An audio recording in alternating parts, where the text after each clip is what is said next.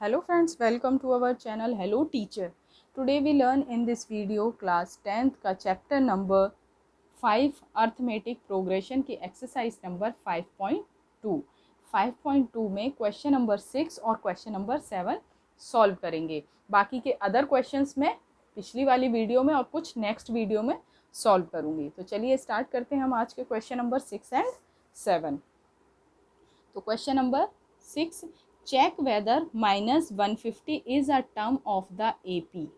हमें इसमें चेक करना है कि -150 जो है वो हमारी AP की फॉर्म है या नहीं है.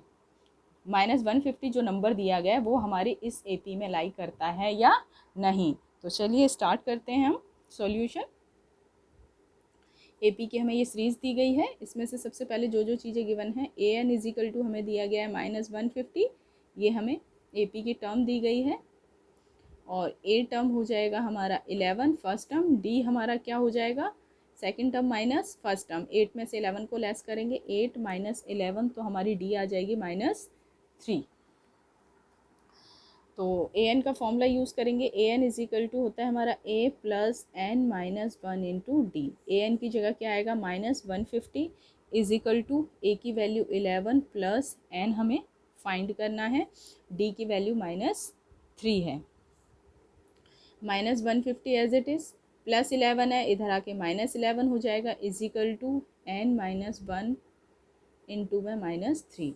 -150 -11 दोनों को प्लस कर देंगे, माइनस माइनस तो 161 इजिकल टू -3 को n से मल्टीप्लाई करेंगे -3n, -3 को +1 से मल्टीप्लाई करेंगे +3 हो जाएगा. तो -161 एज इट इज़, +3 है, इधर आके -3 equal to -3n. Minus minus फिर प्लस हो जाएंगे, -161 में -3 को प्लस करेंगे तो ये हो जाएगा -164 equal to -3n. -164 as it is, -3 multiply हो रहा है n से, इधर आके डिवाइड में -3 इजिकल टू n. माइनस से माइनस कैंसिल हो गया हमारा. यहाँ पे आया 164 अपॉन में 3 इजिकल टू n. 3 से ये कैंसिल नहीं होगा तो n की वैल्यू आई हमारी 164 अपॉन में 3. लेकिन कभी भी जो हमारी nth टर्म है, जो नंबर्स हैं, वो हमारा फ्रैक्शन पे नहीं होगा. nth टर्म भी is a fraction, so -150 is not a term of AP. इसीलिए हम कह सकते हैं जो -150 है वो हमारा AP की टर्म नहीं है, क्योंकि n टर्म हमारा आया है फ्रैक्शन में. तो nth कभी भी जिस नंबर पे पड़ेगा वो फ्रैक्शन में हो ही नहीं सकता. कि फ्रैक्शन में हम कैसे बताएंगे कि इस नंबर पे ये टर्म है. तो हम यहाँ लिख सकते हैं nth term B is a fraction, so -150 is not a term of AP. तो -150 हमारा AP की टर्म नहीं है. ये था हमारा 6 क्वेश्चन का सॉल्यूशन. बढ़ते हैं अपने 7 क्वेश्चन की तरफ. Question number 7, find the 31st term of an AP whose 11th term is 38 and the 16th term is 73. 31st term हमें फाइंड करनी है कि कौन सी होगी. 11th टर्म पे हमें दिया गया 38 और 16th टर्म पे दिया गया 73. तो जो जो चीज़ें हमें क्वेश्चन के अकॉर्डिंग गिवन है उसे पहले नोट कर लेते हैं. A31 हमें फाइंड करना है कि A31 पे कौन सा नंबर आएगा. A11 पे हमें दिया गया है 38, A16 पे गिवन है 73. ये चीज़ें हमें क्वेश्चन में गिवन हैं और हमें A31 निकालना है. तो चलिए सबसे पहले जो जो चीज़ें गिवन है उसे हम फॉर्मूले से अप्लाई करके पहले इक्वेशंस बना लेते हैं. जो चीज़ हमें ये गिवन है तो इसको हम लिख सकते हैं यहाँ पे A11 इजिकल टू 38.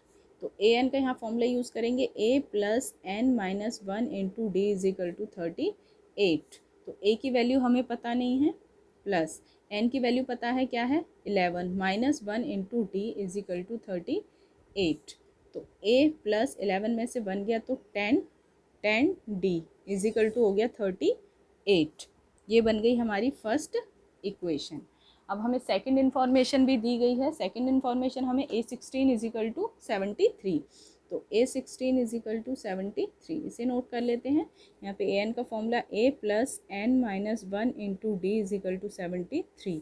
A की वैल्यू नहीं पता, N की वैल्यू कितनी है 16 माइनस 1, D की वैल्यू भी नहीं पता, D as it is equal to 73. अब इसे सॉल्व करेंगे तो A as it is 16 minus 1 कितना हो जाएगा 15d इज इक्वल टू 73। ये हो गई हमारी सेकंड इक्वेशन। दो इक्वेशंस मिल गई हमें। अगर हम दोनों इक्वेशंस को सॉल्व कर लेते हैं यहाँ से हमें किसी एक की वैल्यू मिल जाएगी, यानी कि डी की वैल्यू को निकाल सकते। तो मैं यहाँ लिख देती हूँ subtracting equation 1 from 2 we get. 1 से 2 को लेस कर देते हैं। फर्स्ट इक्वेशन है हमारी a plus 10d is equal to 38। Second है a plus 15d is equal to 73। Subtract करेंगे तो नीचे के साइन चेंज हो जाएंगे, ये माइनस, ये भी माइनस और ये भी माइनस, ये प्लस माइनस कैंसिल हो जाएगा। -15 प्लस 10 सॉल्व करेंगे तो -5d इज इक्वल टू -73 में से 38 को लेस करेंगे तो -35 आएगा। तो d इज इक्वल टू क्या आ जाएगा -35 एज इट इज, -5d से मल्टीप्लाई है, इधर आके डिवाइड में माइनस से माइनस कैंसिल हो गया, 5 1 जा 5, 5 7 जा 35। तो d की वैल्यू क्या आ गई हमारी 7। डी की वैल्यू हमें मिल गई 7।